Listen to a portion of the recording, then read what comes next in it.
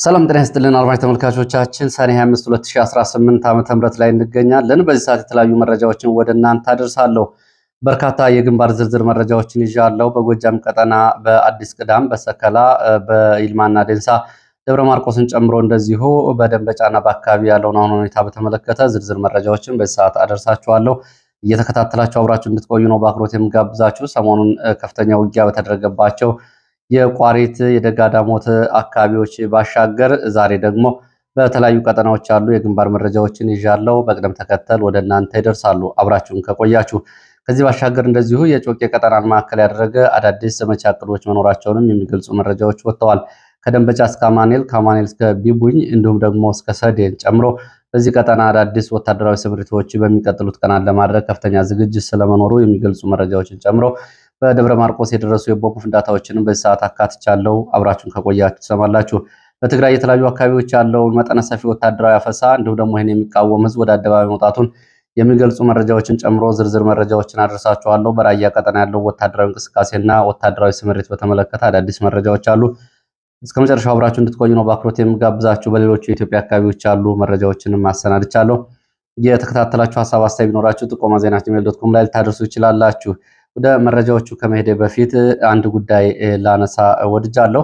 ይሄ ምንድነው? ማህበራዊ ሚዲያ ላይ ያለው ልቅ የሆነ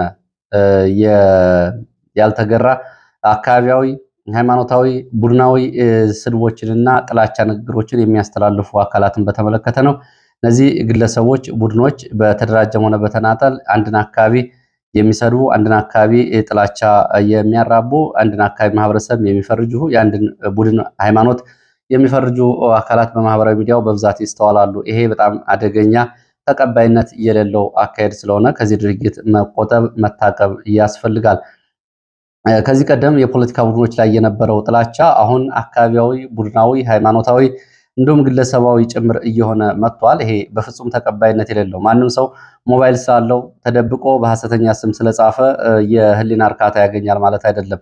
እውነተኛ ሰዎች የሆኑ ሰዎች ፊት ለፊት መጥተው በሚያምኑበት ጉዳይ ላይ መከራከር፣ ማሳመን የድሮው ባህልም እሱ ነው እንጂ ተደብቆ ስም ማጥፋት፣ አካባቢን በጥላቻ እንዲሁም ደግሞ አደገኛ የጥላቻ ንግግሮችንና አንዴ የወጣ መመለስ የማይችል ስሞችን ጭምር እየለጠፉ መሄድ ተቀባይነት የሌለው መሆኑን ማወቅ ያስፈልጋል። ይህን እንግዲህ ሚዲያ አለን የሚሉ አካላት ጭምር እንደዚህ አይነት ፍረጃዎችን እንደዚህ አይነት አንድ ማህበረሰብ እየነጠሉ ስድብ እንዲሁም ደግሞ ጥላቻዎችን ማሰራጨት የተለመደ ሆኗል። ይሄ የመንግስት መዋቅርም ጭምር ውስጥ ያሉ ሰዎች የሚሳተፉበት ነው። የመንግስት መዋቅር ውስጥ ያሉ ሰዎች የሚያደርጓቸውን ስብሰባዎች፣ የሚያደርጓቸውን ሙግቶች፣ የሚያደርጓቸውን የውይይት የበላይነቶችን በተመለከተ ለማህበራዊ ሚዲያ ሰዎች መረጃዎችን አሳልፈው በመስጠት አካባቢዎች እርስ በርስ ሽኩቻ ውስጥ እንዲገቡ የሚያደርጉት ይህም የደካማነት የተሸናፊነት እንዲሁም ደግሞ የእናንተን የዳቦ ፖለቲካ ህዝብ እንዲሸከመው በመረጃና በፕሮፓጋንዳ የማሸከም ጉዳይ ስለሆነ ከየትኛውም የብልጽግና ባለስልጣን መረጃ እየተቀበሉ አንድ አካባቢ ላይ መረጃዎችን ማሰራጨት ተቀባይነት የሌለው መሆኑን እንዲሁም ደግሞ በዚህ በሁለት መንገድ የሚሰሩ በሐሰተኛ የስሞች የሚያሰራጩ መረጃዎችን ጨምሮ በቀንና በሌሊት የተለያየ ገጽታ ያላቸው እንዲሁም ደግሞ በቢሮና ከቢሮ ውጭ ያላቸው አካላትም እንደዚህ አይነት የህዝብን አንድነት የሃይማኖትን አንድነትና መቻቻል አደጋ ላይ የሚጥሉ እየሆኑ ስለመጡ በዚህ በኩል እንግዲህ ያለው ጉዳይ ሊቆም ይገባል። በተለይ ቲክቶክ አካባቢ፣ ፌስቡክ አካባቢ ያሉ ሰዎች በሐሰተኛ ስሞች ተደብቀው በቡድን በተናጠል የሚያደርጓቸው ጉዳይ እስካሁን ምን ፈየዱ? እያንዳንዱ ለተናጋሪውም እንዲሁም ደግሞ ይህንን ለላከውም ሰው ምን ፈየዱለት የሚለውን መዘን ያስፈልጋል። በዚህ በኩል እንደ ግለሰብ እያንዳንዱ ሰው ያፍራል። በነገራችን ላይ እያንዳንዱ ሰው ያፍራል። በኢትዮጵያ ፖለቲካ ውስጥ ተለዋጭ ሁኔታ ውስጥ የማይለወጥ ነገር ለዛሬ የተቃርኖ ጎራ ያዘ ነገ አንድ የማይሆንበት፣ ዛሬ ደግሞ የተለያየ የመሰለው ነገ ተመልሶ አንድ፣ ዛሬ አንድ የሆነው ደግሞ ነገ ተመልሶ የማይለያይበት ምክንያት የለም። የኢትዮጵያ ፖለቲካ የሚተነበይ ማስተላለፍ የለውም። ትላንትና ብዙዎቻችሁ ከጌታቸው ረዳ ልትማሩ ይገባል። በነገራችን ላይ ጌታቸው ረዳ አብይ አህመድን ድንክ በሚል ከሰው ፍጥሩ በታች አድርጎ ሲገልጸው ነበር። አሁን የአብይ አህመድን ኳሌታ እየተከተለ የአብይ አህመድን ጃኬት እያራገፈ የአብይ አህመድ የከንፈር ዘብ ሆኖ ነው የሚገኘው። ይሄ ትላንትና ጌታቸው ረዳ ከነበረበት የፖለቲካ ጎራ ወደዚህ ሲሰነዝራቸው የነበሩ ጸያፍ ቃላት ጌታቸውን ምን ያክል እንዳሸማቀቁት ራሱን እንደ ሕፃን በአብይ ሲገለጽ የብደት ዘመን እየተባለ ራሱን ሲያሸማቀቅ በሀፍረት ውስጥ በሁለት ገጽታው ሲገለጽ እየታየ ነው። ብዙ ሰዎች ይህንንም ጭምር ብዙ ሰዎች በዚህም ያለ ሀፍረት የሚያደርጉ ሰዎች ነገ ታፍራላችሁና ከእንደዚህ አይነት ድርጊቶች ብትቆጠቡ ለማለት ነው። ወደፊት እንግዲህ እንደዚህ አይነት ሐሰተኛ ስሞች መረጃ ያላቸው ካሉ እነዚህ ናቸው በሚል ማጋለጥ ያስፈልጋል። የሚጋለጥበት መንገድም ለህዝብ በሚጠቅም እንጂ ተመልሶ አጸፋ ምላሽ እንሰጣለን በሚል ደግሞ የበለጠ ደግሞ ሌላ አደገኛ ህዝብን የሚከፋፍል ጉዳይ ይዞ መምጣት አይደለም። ለማንኛውም ይህን ማለት ወድጀ ነው። ወደ መረጃዎቹ ሲሄድ የኢትዮጵያ ሰብዓዊ መብቶች ጉባኤ ኢሰመጉ በደቡብ ኢትዮጵያ ክልል ዘይሴ ወረዳ በንጹሐን ዜጎች ላይ እየተፈጸመ ያለው የሰብአዊ ጥሰት በአስቸኳይ እንዲቆም ጥሪ አቅርቧል። የኢትዮጵያ ሰብዓዊ መብቶች ጉባኤ ዛሬ ሰኔ 25 2018 ዓ.ም ባወጣው ጋዜጣዊ መግለጫ ቀደም ሲል የካቲት 12 ቀን 2018 ተመሳሳይ ጥሪ ቢያቀርብም በአካባቢ ያለው ጥቃት አሁንም ተጠናክሮ መቀጠሉን ነው በዛሬው መግለጫው እያስታወቀው። የኢትዮጵያ ሰብዓዊ መብቶች ጉባኤ በአካባቢው ሰበሰብኩት ባለው መረጃ መሰረት ዘይሴ ወረዳ የተለያዩ ቀበሌዎች ማለትም በማዤ፣ አጉሌ፣ ጋርዜታ፣ ኤልጎ፣ ታንጎ፣ ወዘቃ፣ ደምቤሌ፣ ዶሎ፣ ዘንቼ፣ ቦኮላ፣ ባኖ ቀበሌዎች ከሰኔ 11 እስከ ሰኔ 22 ድረስ በመንግስት የታጠቁ ኃይሎች በተፈጸመ ጥቃት 10 ሰዎች ህይወታቸው አልፏል። 3 ግለሰቦች ከባድ የአካል ጉዳት ደርሶባቸዋል። ጾታዊ ጥቃትን በተመለከተና የንብረት ዘረፋ፣ ውድመትና የጅምላ እስር መፈጸሙንም በዝርዝር ሪፖርቱና በመግለጫው አሳውቋል። በዚህ እየደረሰ ያለውን ጥቃት ምክንያት የአካባቢው ማህበረሰብ ህይወቱን ለማዳን መኖሪያ ቤቱን ጥሎ እየተሰደደ እንደሚገኝ ተገልጿል። የኢትዮጵያ ሰብዓዊ መብቶች ጉባኤ ጉዳዩን አስመልክቶ በአርባ ምንጭ ዙሪያ ወረዳ አስተዳደር መረጃ ለማግኘት ያደረገው ጥረትም እንዳልተሳካለት ነው የገለጸው።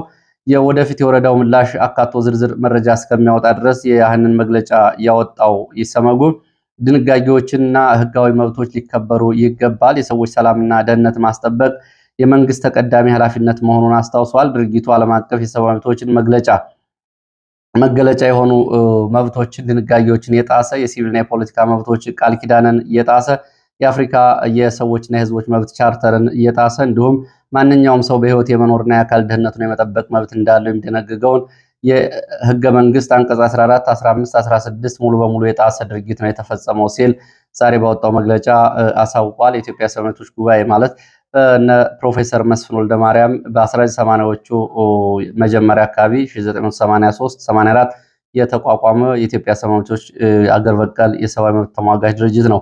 በድርጅቱ ላይ የደረሰበት ተከታታይ ወከባ ይታወቃል። የድርጅቱ ኃላፊዎች አገር ለቀው ተሰደዋል። ብዙዎቹም ተንቀሳቅሰው እንዳይሰሩ ቢሮዎቻቸው ታሽገዋል፣ እንዲወድሙ ተደርገዋል። ድብደባም ተፈጽሞባቸዋል። ለማንኛውም ይህን መግለጫ ወጥተዋል። ዛሬ አብይ አህመድ ወደ አርባ ምንጭና ወደዚህ አካባቢ የፓርክ እንዲሁም ደግሞ የሎጅ ምርቃቶችን ለማድረግ የአካባቢው ጉብኝት አድርጓል። ዛሬ ይሄ እየተፈጸመበት ባለው አካባቢ ነው አብይ በአርባ ምንጭ ጉብኝት ሲያደርግ የነበረው። ሌላው የኮሬ ዞን መምህራን ስራ ማቆማቸውንም ከደቡብ ኢትዮጵያ የወጡ መረጃዎች ያሳያሉ። በደቡብ ኢትዮጵያ ህዝቦች ክልል ኮሬ ዞን መምህራን የውዝፍ ደመወዝ ጭማሪ ሙሉ በሙሉ አልተከፈለን በማለት ባለፈው ሰኞ ጀምሮ የስራ ማቆም አድማ መምታታቸው ታውቋል። በሺ የሚቆጠሩ ተማሪዎች የዓመቱን ማጠቃለያ ፈተና እንዳልወሰዱ ነው መረጃዎቹ የሚያሳዩት። የዞኑ አስተዳደር ተገቢውን ጥያቄውን የመምህራን ጥያቄ እንደሚቀበል፣ የበጀት እጥረት እንደገጠመው፣ ውዝፍ ክፍያው 50 በመቶ ብቻ መክፈል እንደቻለ ገልጾ ቀሪው ክፍያ ለመፈጸም ጥረት እያደረገ ቢሆንም መምህራን ወደ ስራ ባለመመለሳቸው፣ ተማሪዎቹ ባለመፈተናቸው የተሰማውን ሀዘን ገልጾ መምህራን ወደ ስራ እንዲመለሱና ተማሪዎቹ እንዲፈትኑ ድርድር ጀምረናል የሚል ምላሽ ለዶይቼ ቬለ ለጀርመን ድምፅ የአማርኛ ሬዲዮ ምላሽ ሰጥቷል። ወደ ግንባር መረጃዎች እንሄዳለን። በጎጃም ቀጠና የተለያዩ የገጠርና ከተማ አካባቢዎች ዛሬ ውጊያዎች ሲደረጉ ውለዋል። በመከላከያ እና በፋኖ መካከል ሲደረጉ የዋሉ ውጊያዎችን በተመለከተ ከየአካባቢው የተለያዩ መረጃዎች ወጥተዋል። ውጊያዎቹ በከባድ መሳሪያ የታገዙ እንደነበር የተገለጸ ሲሆን በአንዳንድ አካባቢዎች በንጹሐን ላይ ድብደባ፣ ንብረት ውድመት መድረሱም ተሰምቷል። ዝርዝር መረጃዎቹን እንደሚከተለው አቀርባለሁ። የመጀመሪያው በአዊ ዞን አዲስ ቅዳም ከተማ አቅራቢያ የነበረውን ውጊያ የተመለከተ ነው። በአዊ ዞን አዲስ ቅዳም አቅራቢያ ድማማ ማጉዳ ተብሎ በሚጠራ ቦታ ዛሬ ማለዳ በከባድ ውጊያ ስለመደረጉና የከባድ መሳሪያ ድብደባ ስለመፈጸሙ የመረጃ ምንጮች ገልጸዋል። ከመከላከያ የአድማ ብተና የሚሊሻ የእግረኛ ኃይል ወደ ፋኖ ቀጠናዎች በሌሊት በመግባት ለመክበብና የፋኖ ቀጠናዎች ለመቆጣጠር እንቅስቃሴ ማድረጉን ተከትሎ የፋኖ አባላት በሰጡት ያጸፋ ምላሽ ለሰዓታት የቆየ ውጊያ ተደርጓል። ውጊያው በዙ 23 በሞርተር በዲሽቃ ጭምር የታገዘ እንደነበር መረጃዎቹ ጠቁመዋል። በዚህ ውጊያ የደረሰውን ጉዳት በተመለከተ እስካሁን ድረስ አሃዛዊ መረጃዎችን በዝርዝር ለማግኘት አልተቻለም። በሌላ ግንባር በምዕራብ ጎጃም ዞን ሰከላ ወረዳ ጓልሳ ተብሎ በሚጠራ ቦታ በተመሳሳይ ሁኔታ እስከ ረፋድ ድረስ የዘለቀ ውጊያ ስለመደረጉ መረጃዎች ገልጸዋል። ከሰከላ ከወረዳው ከአዲስ ቅዳም ከቴሌልና ከተለያዩ አቅጣጫዎች ወደ አካባቢው የተንቀሳቀሰ የእግረኛ ሰራዊት ጋር ነው ፋኖ ውጊያ ያደረገው። በዚህ ውጊያ ዙ 23 ጥቅም ላይ የዋለ ሲሆን የድሽቃና የሞርተር ውጊያዎችም ተደርገዋል። በዚህ ውጊያም በተመሳሳይ በሲቪሊያን ላይ በፋኖ በመከላከያ በአድማ ብተናና በሚሊሻ የደረሰው ዝርዝር ጉዳት አልታወቀም። ውጊያው ግን እስከ ረፋት ድረስ ቀጥሎ እንደነበር የዓይን እማኞች ገልጸዋል። በተያያዘ ዜና በአዴት ይልማና ዴንሳ አካባቢም እንደዚሁ ከአዴት ከተማ ተነስቶ ወደ ሮቢት ገጠር ከተማ ይንቀሳቀስ በነበረ የእግረኛ ሰራዊት ተሽከርካሪዎች ላይ ፋኖ የፈጸመውን የደፈጣ ጥቃት ተከትሎ በአካባቢው ለሰዓታት የቆየ ውጊያ ስለመደረጉ መረጃዎች ገልጸዋል። ጥቃቱን ተከትሎ መከላከያ በሮቢት ከተማ በሚገኙ መኖሪያ ቤቶች፣ የንግድ ድርጅቶች ላይ የቤት ለቤት ፍተሻ ማድረጉና በፍተሻ ወቅት ለፋኖ መረጃ ትሰጣላችሁ በሚል በንጹሃን ላይ ድብደባ ስለመፈጸሙ፣ ንብረት ስለመውሰዱና ወጣቶችን አስሮ ስለመውሰዱ የወጡ መረጃዎች ገልጸዋል። ይህን ጥቃት ከተፈጸመ በኋላ ከሮቢት ወደ አዴት የመከላከያ ኃይል ጉዳት የደረሰባቸውን ይዞ ስለመመለሱ መረጃዎች ገልጸዋል። የጉዳት መጠኑ በውል አልታወቀም። በደብረ ማርቆስ ከተማ በምስራቅ ጎጃም ዞን ዋና ከተማ ደብረ ማርቆስ ትላንትና ሌሊት በተፈጸመ ሁለት ተከታታይ የቦምብ ፍንዳታዎች በጸጥታ አካላት ላይ ጉዳት ስለመድረሱ መረጃዎች ገልጸዋል። ጉዳቱ ሞት፣ ከባድና ቀላል ቁስለኛ መሆንን እያካተተ ነው ተብሏል። የፋኖ የመረጃ ምንጮች ዋቢ በማድረግ አካባቢ የወጡ መረጃዎች እንደሚያመላክቱት ጥቃቱ የተፈጸመው በከተማዋ በደብረ ማርቆስ የተለያዩ ስፍራዎች ነው። ከሌሊቱ 5 ሰዓት ተኩል ገደማ ደብረ ማርቆስ ከተማ ከጎተራ ወደ ወንቅ በሚወስድ አቅጣጫ እንቅስቃሴ ላይ በነበረ የጸጥታ አካላት ተሽከርካሪ ላይ በተፈጸመ የእጅ ቦምብ ፍንዳታ ጉዳት ደርሷል። በፍንዳታው የደረሰው ጉዳት በውል አልታወቀም ይላሉ የዓይን እማኞች። በፋኖ በኩል የወጡ መረጃዎች ደግሞ 5 የጸጥታ አካላት በቦምብ ፍንዳታው ሕይወታቸው ሲያልፍ 12 የሚሆኑት ቀላልና ከባድ ቁስለኛ ሆነዋል፣ ወደ ሕክምና ገብተዋል ብለዋል። በተያያዘ ዜና በዚሁ በደብረ ማርቆስ ከተማ በምስራቅ ጎጃም ዞን ዋና አስተዳደር ቢሮ አካባቢም ተመሳሳይ የቦምብ ፍንዳታ ስለመድረሱ መረጃዎች ጠቁመዋል። በደረሰው የቦምብ ፍንዳታ የጉዳቱ መጠን በተመለከተ የወጣ መረጃ የለም። በሰዎች ላይ የደረሰ ጉዳት ስለመኖሩም አልተረጋገጠም ነው የተባለው። ይህ በእንዲህ እንዳለ በዚሁ በምዕራብ ጎጃምና ምስራቅ ጎጃም አዋሳኝ ኩታ ገጠም ወረዳዎች ሰፊ የእግረኛና የመካናይዝድ ወታደራዊ ዘመቻዎችን የኮማንዶ ዘመቻዎችን ለማድረግ ዝግጅቶች እየተጠናቀቁ መሆናቸውን መረጃዎች ገልጸዋል።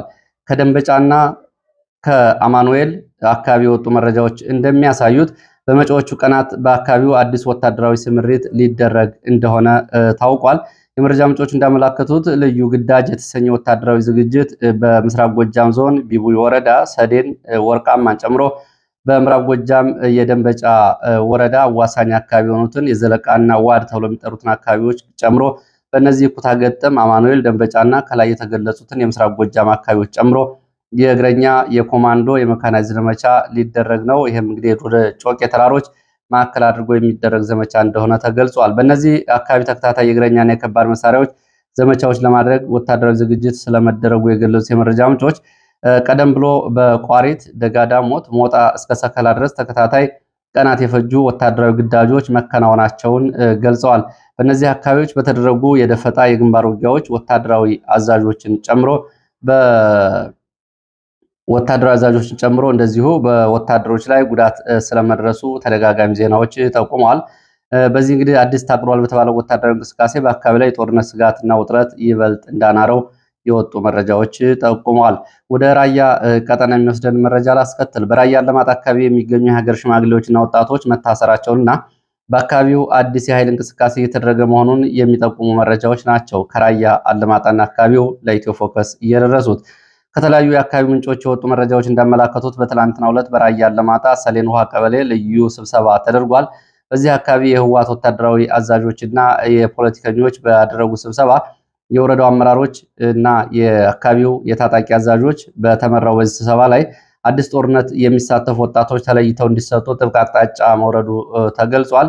ይህንን ተከትሎ በአካባቢው ላይ ወጣቶችን በማደንና የማፈን እርምጃ ተጀምሯል ነው የተባለው። ወጣቶችም ታግተው ተወስደዋል፣ ወታደራዊ አገልግሎት እንዲውሉ ማለት ነው። በተያያዘ ዜና ትላንትና ሌሊት በራያ አላማጣ ጥሙጋ ተብሎ በሚጠራው አካባቢ በኃይል ታፍሰው የተወሰዱ ወጣቶች እየደረሱበት አልታወቀም ተብሏል። ይሄ እንግዲህ እየተፈጸመ ያለው በህወሓት ነው። በቁጥጥር ስር የዋሉትና የታፈኑት ግለሰቦች የሀገር ሽማግሌዎች፣ ታዋቂ አካባቢ ነዋሪዎች መሆናቸው የተገለጸ ሲሆን ሻምበል አለሙ ባሻ ታፈረ፣ አለሙ ጌታነህ፣ አበበ ይርጋ፣ ሰለሞን በላይን ጨምሮ ቁጥራቸው ያልታወቁ በርካታ የአካባቢ ሰዎች በህወሓት ታጣቂዎች ታፍነው ተወስደዋል። በአካባቢው እየታየ ያለው የኃይል እርምጃና የግዳጅ ስምሪት ጥሪዎች በነዋሪዎች ዘንድ ከፍተኛ ውጥረትና ስጋት ፈጥሯል። በተመሳሳይ በራያ ጨርጨር ወረዳ በህወሓት ታጣቂዎች አማካኝነት በርካታ ወጣቶች እየታፈሱ እየታገቱ እንደሆነ የመረጃ ምንጮች ገልጸዋል። በአካባቢው ከፍተኛ ውጥረት መንገሱንም የሚጠቁሙ መረጃዎች ዛሬ ከሰዓት ወጥተዋል። ከአካባቢው የደረሱ ዜናዎች እንደሚያመላክቱት ድርጊት እየተፈጸመ ያለው በራያ ጨርጨር ወረዳ ባላ ተብሎ በሚጠራው አካባቢ ሲሆን ትላንትና ሌሊት በዚህ ቀጠና በተደረገ አፈና እርምጃ ቁጥራቸው በውል ያልታወቁ ወጣቶች ታፍነው ተወስደዋል። ከነዚህ መካከል ካሳሁን ወንድሙ፣ አበራ ዳነ፣ ሞላ ሀይሎም፣ መኮንን መለሰ፣ ሞላ አለልኝ፣ ኃላፊ ለማ የተባሉት ከታፈኑት ውስጥ ይገኙበታል። እነዚህ ወጣቶች በታጣቂዎች ተይዘው ከተወሰዱ በኋላ እስካሁን አድራሻቸውና ያሉበት ቦታ አለመታወቁ ለቤተሰቦቻቸው ከፍተኛ ጭንቀት መፍጠሩን መረጃዎች ገልጸዋል። ወደ ትግራይ ከራያ ቀጠናዎች ወደ ትግራይ የሚወስዱ መረጃዎች ላስከትል። በትግራይ የተለያዩ ከተሞችም ወጣቶች ላይ ያነጣጠረው መጠነ ሰፊ እገታና አፈሳ እየተካሄደ መሆኑ ተሰምቷል። የኦርቶዶክስ አባቶች ማስጠንቀቂያን ወደኋላ በመተው በሽሬ እንዳባጉና ከቤተክርስቲያን ቅጥር ግቢ ውስጥ ምዕመናን ታፍሰው ወደ ወታደራዊ ግዳጅ ተወስደዋል። ለእናንተ ስልጣን አንሞትም ያሉ ወጣቶች መደብደባቸውን እንዲሁም ደግሞ ተይዘው መወሰዳቸውን እና ይህንን ንግግር የተናገሩ ወጣቶች ማስተማሪያ የሚል ቅጣት ሊፈጸምባቸው እንደሆነ ታውቋል። በትግራይ ክልል በተለያዩ ከተሞችና ወረዳዎች ወጣቶች ላይ ያነጣጠረው መጠነ ሰፊ አስገዳጅ አፈሳ ተግባር እየተከናወነ መሆኑን ዛሬ ከሰዓት በኋላ ከአካባቢ የወጡ መረጃዎች አረጋግጠዋል። በተለይ በአድዋ፣ መቀሌ፣ መሆኒ ጨምሮ በሽሬ እንዳባጉና አካባቢ እየተፈጸመ ያለው ኃይል የተቀላቀለበት አፈሳን ተከትሎ ነዋሪዎችና ቤተሰቦቻቸው ከፍተኛ ውጥረት ውስጥ ገብተዋል። ተቃውሞ መቀስቀሱንም መረጃዎች ጠቁመዋል። በአድዋ ያለውን ስንመለከት በአድዋ ከተማና በአካባቢው መጠነ ሰፊ አስገዳጅ ወጣቶች አፈሳ ወይም ደግሞ ገፈፋ እየተደረገ እንደሆነ የጠቆሙት መረጃዎች በተገኘው መረጃ መሰረት በከተማ የእንቅስቃሴ ገደብ የሚጥልና ከፍተኛ ውጥረት የፈጠረ የኃይል እርምጃ እየተወሰደ እንደሆነ ታውቋል። እስካሁን በወጣ መረጃ በርካታ ወጣቶች በኃይል እየታፈሱ መሆናቸው የተገለጠ ሲሆን በ3 ኤፍኤስአር ተሽከርካሪዎች በ6 አይሱዙ የተጫኑ ወጣቶች ከአድዋ ከተማ ታፍሰው ተወስደዋል። ወደ የት እንደተወሰዱ የታወቀ ነገር የለም። የአፈሳ እርምጃውን ተከትሎ በከተማዋ የተኩስ ድምፅ እንደተሰማም ጭምር መረጃዎች ጠቁመዋል። ከዚህ ጋር ተያይዞ በአካባቢ ያሉ ወጣቶች ከፍተኛ ስጋት የገባቸው ሲሆን ይህ ሁኔታ በአድዋ ከተማና በአካባቢ ነዋሪዎች ላይ ከፍተኛ ድንጋጤ ፈጥሯል።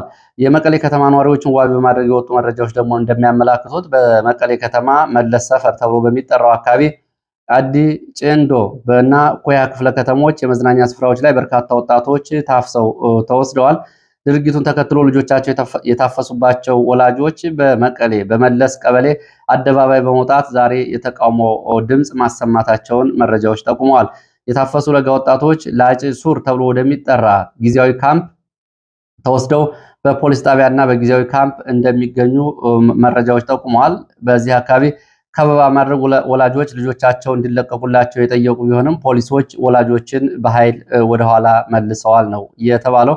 እንግዲህ ድምፃቸውን በማሰማት ወደ አደባባይና ሰልፍ እንደሚወጡ ወላጆች እየተናገሩ ነው የሚገኙት። የወጣውን አዋጅ ተከትሎ በወላጆች ላይ ቅጣት እንደሚፈጸምም በህወሓት ፖሊሶች በኩል ተነግሯቸዋል።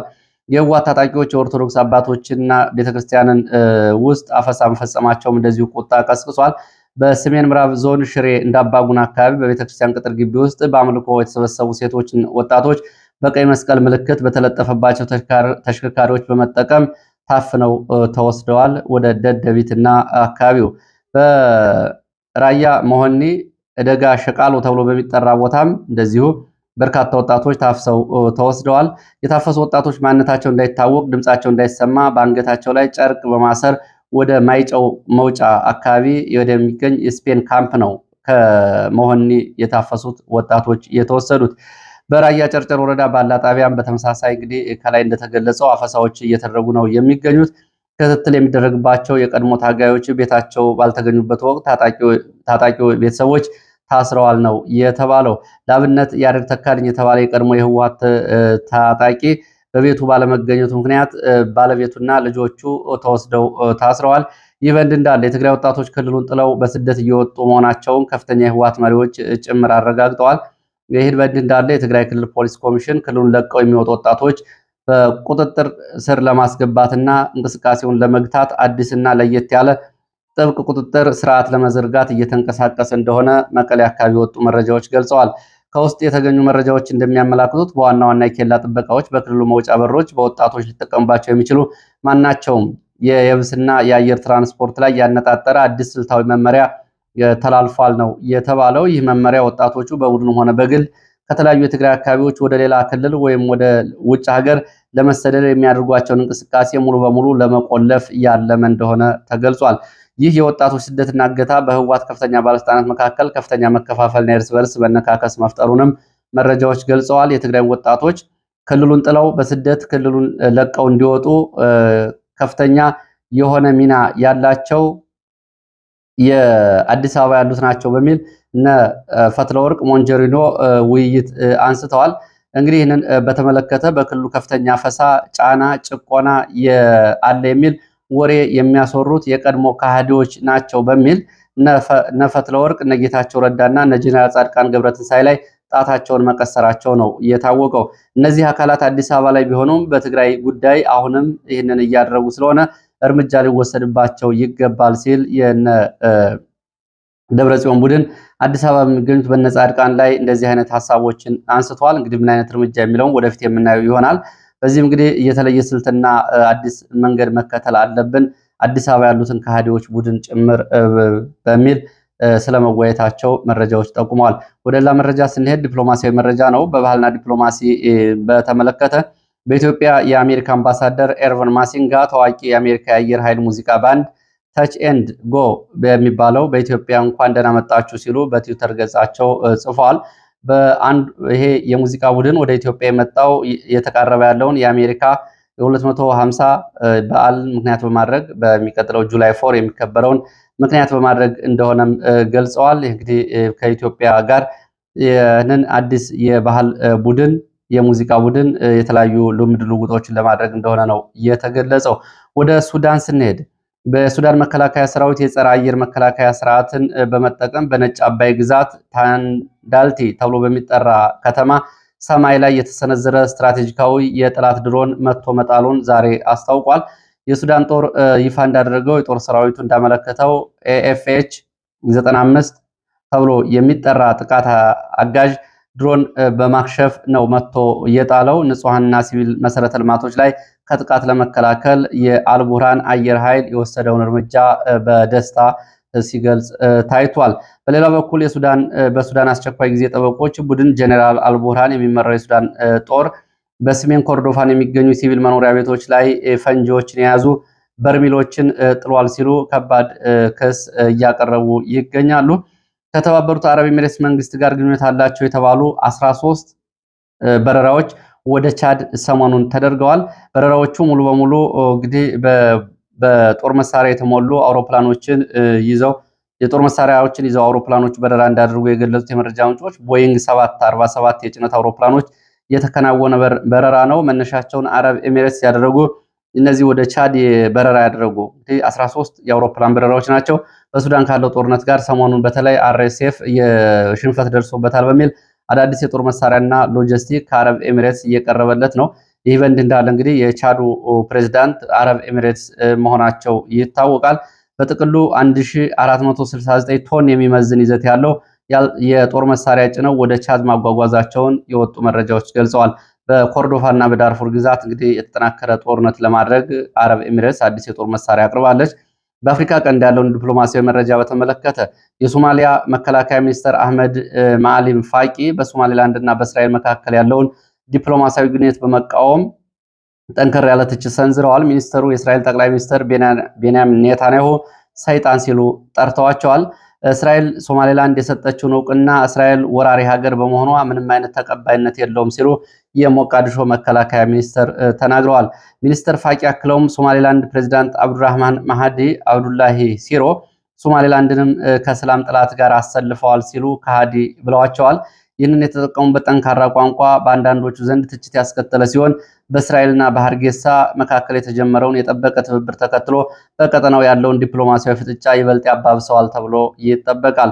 ዛሬ ማለዳ የወጡ መረጃዎች ደግሞ ወደ ሞቃዲሾ በርካታ የእስራኤል የስለላ መሳሪያዎች በተባበሩ መንግስታት ድርጅት ሰራተኞች አማካኝነት ገብተው መተከላቸውን በሞቃዲሾ የተለያዩ ቦታዎች ተገልጿል። ቱርክ እንግዲህ በዚህ ቀጠና እያደረገች ካለችው እንቅስቃሴ አንጻር ሶማሌላንድ የሞቃዲሾን መረጃዎች በእስራኤል የስለላ ተቋም በሞሳድ በኩል ለማግኘት በቀላሉ ያግዛታል ተብሎ ይጠበቃል። ለሰዓት የነበሩ መረጃዎች እነዚህ ናቸው። ስለተከታተላችሁ በእጅጉ አመሰግናለሁ። ስለነበረን ቆይታ እያመሰገንኩ በሌላ ተመሳሳይ መርሃ ግብር እስከምንገናኝ መልካም ጊዜ